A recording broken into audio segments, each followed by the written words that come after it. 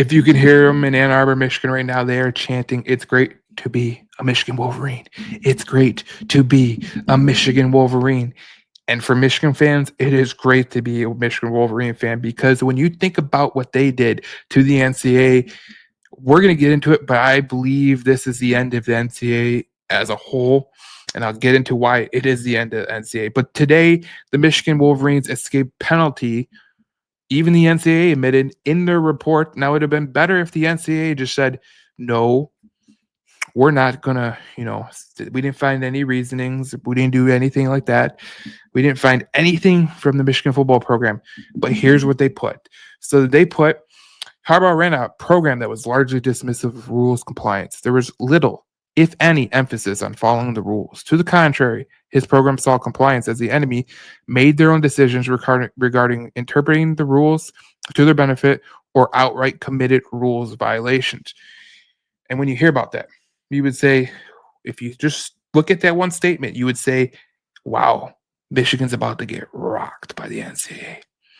Nope, it was not even the case. So the penalties for them is a 4 years of probation, a financial penalties. They got a $50,000 fine plus 10% of their budget for the football program, a fine equivalent to the anticipated loss of all postseason competition revenue sharing associated with the 2025 and 2026 seasons.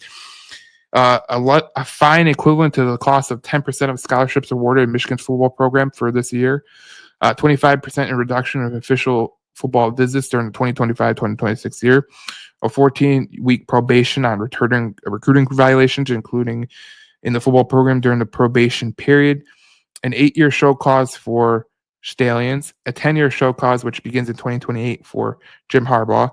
Denard Robinson got a 3-year show cause. And if you look at Sherrone Moore, he got a 2-year show cause.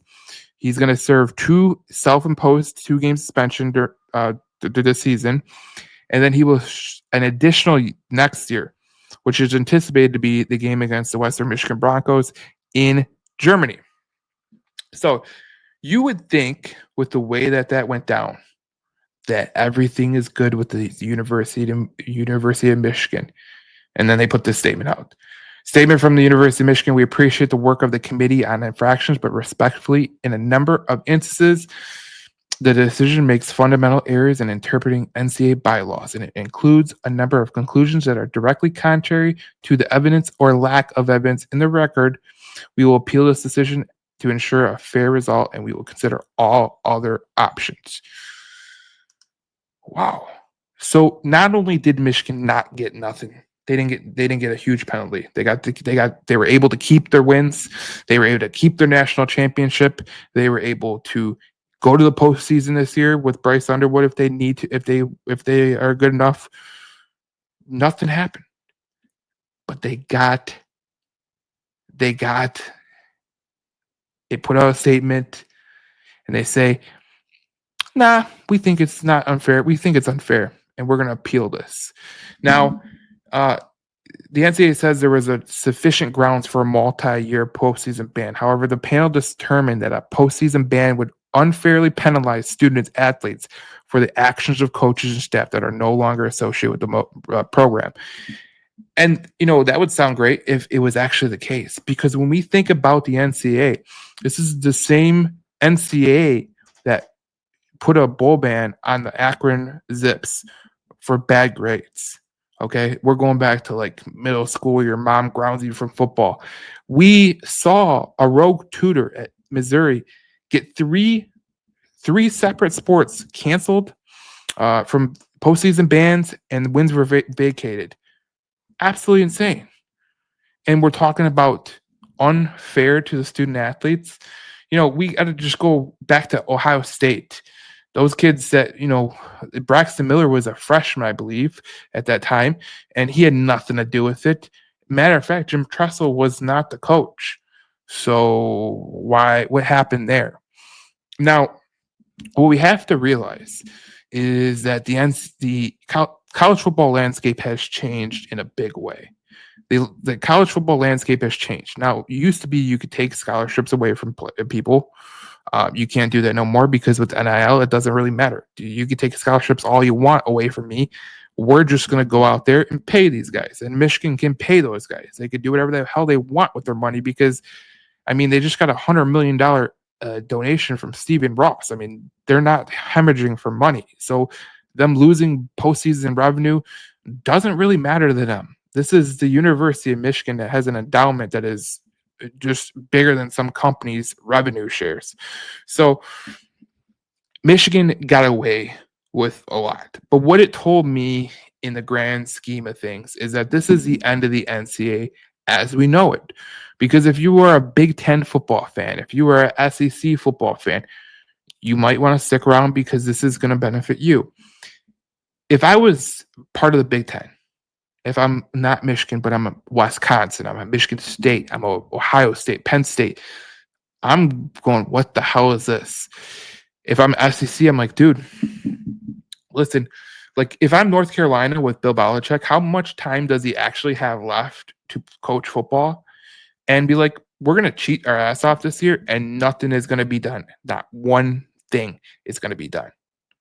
Now, we all know the NCAA has been, when you go back to the Kansas basketball cheating scandal, nothing happened. North Carolina grade scandal where they did a bunch of stuff, nothing happened in North Carolina. We know the NCAA is a fraud of an organization. We also know the NCAA is on thin ice. I think if you follow college football closely, the NCAA is going to be eventually weathered away. College football is becoming its own entity. We can see college basketball become its own entity. And that when that happens, what is the NCAA? Predominantly nothing. And today, everything that happened today was an indictment on what the NCAA is actually about. And when we think about the NCAA, we think about their, just their constant bullshit that they spew from everyone. Now, this is the funniest part of the whole thing. The committee infractions was asked, is there a concern that this sets a precedent of encouraging schools to not comply? And her answer, the COI would be very disappointed if that's how they viewed it. Very disappointed. Very disappointed. Like, that shows you the balls. That shows you that the NCAA has no power to do it anymore. The NCAA doesn't have any chance to survive after this. This is the end of the NCAA as we know it. Period. End of story. And Michigan, all credit to them, man. All credit to the University of Michigan because they absolutely ended the NCAA in every which way. Because when you think about it, from the rules to the statements, and then Michigan coming out and saying, nah, we think that was unfair. We are going to appeal. They are basically saying to you, the NCAA, that you guys are a bunch of lemmings, that you are a bunch of pansies, and that they're going to bend you over and push you down. That's what they're going to do. Because what the NCAA did today, this sets a precedent for any college to do what they want to do. Like, this was a major cheating scandal, and the NCAA even admitted it. They admitted it. They ran a program. Harbaugh ran a program that was largely dismissive of rules compliance. No lack of no lack of institutional control. Nothing. No bowl ban. No postseason ban. No wins were vacated. And it all just goes back to the whole thing that the NCAA is just done. And look, I kind of figured that Michigan would get nothing in the penalty department. Because when you think about what Michigan is able to do with the way that they challenged the NCAA, they challenged the Big Ten, they didn't even show up for the things. It just goes to show you that Michigan didn't really care, and they didn't take the NCAA serious. And it just shows you the NCAA is a done brand. As a brand, it's done. And Michigan ended them today. And we're going to see, I have a feeling that we're going to see government get involved with academics and athletics because the NCAA cannot control themselves anymore. They literally have no subpoena power. They literally have no power whatsoever, and Michigan exploited it. Michigan exploited the NCAA as a whole being a fraudulent dummy bag. That's what they did today. And everyone can get upset from the Michigan State content creators who made all they made their whole content calendar around the Michigan cheating scandal. The Ohio State content creators that made their whole life around the cheating scandal at Michigan. This is just proof, and you should have known this before. But if you don't know it now, I mean, it is what it is. The NCAA is a done brand, and we can thank the University of Michigan because what they did today ended the NCAA as we know it.